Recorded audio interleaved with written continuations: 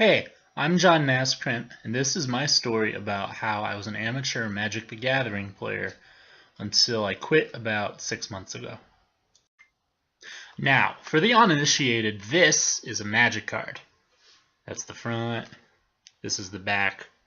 It's kind of like, it's a card game. You can kind of think of like poker or Go Fish or something. It's a card game like Pokemon or Yu-Gi-Oh! And there are tournaments across the United States, across the world. It's a popular card game. It's been around since 1993, so it's a real old thing. My best friend Seth and I started playing Magic our junior year of high school. We went to the local university where a group was forming to start a club, and we pretty much started right from the very beginning. And little did Seth and I know that Magic was about to become a very big part of our lives, and much more for me than him, but he'd be there through pretty much all of it. The local Magic tournaments were run and organized by math major Michael Barmitze and his loving girlfriend Rebecca. During his tenure as organizer, Michael made the game extraordinarily popular in the Macomb area. In my final 2 years of high school, me, Rebecca, Michael, and Seth became extraordinarily close friends, even spending holidays such as Christmas and New Year's together. Where other 22-year-olds treated my high school self unkindly, Michael and Rebecca gave me their whole friendship. It was halfway through my senior year of high school Michael proposed to Rebecca, and Seth and I were invited to participate in and witness their joyous marriage.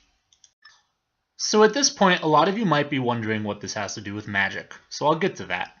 Throughout my last 2 years of high school, I was winning more local tournaments than I was losing. Those tournaments were small, about 20 people, but if I was to get better, I needed a challenge. It was my freshman year of college when my friend Matt McCullough asked if I wanted to go to a major tournament in St. Louis, Missouri. About 500 players or so. I said yeah, and played in my first major Magic tournament with thousands of dollars on the line, where I placed 62nd out of about 500 players, and that's when I was hooked. The next tournament I participated in was in Atlanta, Georgia, where me, my girlfriend at the time, Mary Friday, and Seth traveled to over winter break. It was my second major tournament and the first time I cashed, winning $100. I placed 10th overall, losing only to eventual winner Tony Chu and 5th place Roy Beatty. From there, I traveled all across the Midwest, from Indianapolis, Indiana, to Columbus, Ohio, from Madison, Wisconsin, to Nashville, Tennessee, from Kansas City, Missouri, to Atlanta, Georgia, from Milwaukee, Wisconsin, to Cleveland, Ohio. Through countless sleep-deprived tournaments and last-minute practicing, I began to build a name for myself, networking with professional players, stringing together countless cash finishes, writing articles for websites, and meeting some of the most incredible friends on earth. At some point, Magic stopped being my hobby and became my lifestyle. There were some months I'd be gone every single weekend. Sometimes it felt like I didn't even live in Illinois anymore. I remember my best tournament really well. It was just after Christmas of 2013, and a few friends and I went to Indianapolis, Indiana for a tournament. Indianapolis was always our favorite tournament to go to because it was kind of the one that started it all as our friend group. Anyway, in the tournament, I had only lost once going into round 8, where I was paired against reigning Player of the Year Owen Turtenwald. Owen had innumerable successes to his name, and though it wasn't the first time I had to compete against a professional, it was the first time where my entire tournament's success was on the line. In a series of 3 games I defeated him and moved on to round 9, where unfortunately I couldn't draw into the top 8 and wound up having to play round 9 too. So, Gibo will be on your right, Naskrent will be on your left. Reanimator versus Blood Red Delver, and shortly we'll be underway as I don't think a draw would be the best choice for these guys sitting in 7th and 8th place, and you've got Ken and Haas in 9th place with the same amount of points. It's pretty risky. Really risky, especially with both of them at the bottom of the X1. So we begin playing, and it's a tense game. It's pretty close. But then all of a sudden we have to stop playing because of technical difficulties. So Josh ahead, but his hold on the game is tenuous. Yeah. So we're going to come back to the booth here really quickly for you guys, as we want to get those technical problems worked out for you guys, especially because we were playing a match with top 8 implications. So as soon as we do get that fixed, we'll be cutting back over to the match. So then I'm sitting there just waiting and waiting. It's about 10 minutes pass, and the game continues, and I lose. And then we go to game 2, and I somehow pull a victory out of nowhere. And we go on to game 3. All right. Attacks. All right. Well, we still got It's got to fade again. one more draw. Yeah.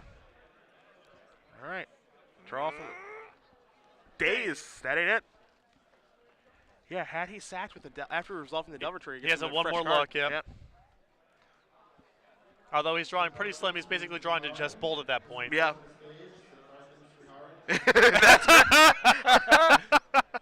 John's face is great. I don't know. John looks like a man who knew he just stole something. Yeah, I don't know how I just won that game. I don't have the slightest clue. But then I lose game 3. But I still win $100. That's it. On turn 4 of extra turns, Josh Gibo's going to win this match over John Neskrent. 2-1. Blue Red Delver is going to defeat Reanimator. After Indianapolis, I went on a string of successes where I made a few $100s. Then everything unraveled at a tournament in Milwaukee, Wisconsin.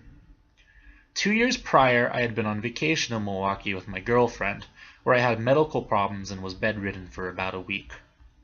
I was at the Art Institute when that happened, and I had only been in Milwaukee for about a day. Fast forward 2 years later, I was not doing very well at my tournament. I lost 2 of my first 3 matches and decided to drop, even though I was still in contention for $100. I walked several miles to Lake Michigan and went to the Art Institute, where I got to recreate my vacation from 2 years ago. After this, I had no fire to play anymore. The game felt empty. The feeling I had staring at Lake Michigan was incomparable. I realized I didn't have to use Magic to travel anymore. Magic taught me so much. It taught me to travel to cities far away and to explore them. It taught me to book hotels and to talk to strangers. It taught me to shake hands with people when you meet them because they deserve your respect. It gave me some of the best friends I could ever ask for. It taught me that even when all you have is one solution to your problem, that you have that one solution, and you have to hope to draw it.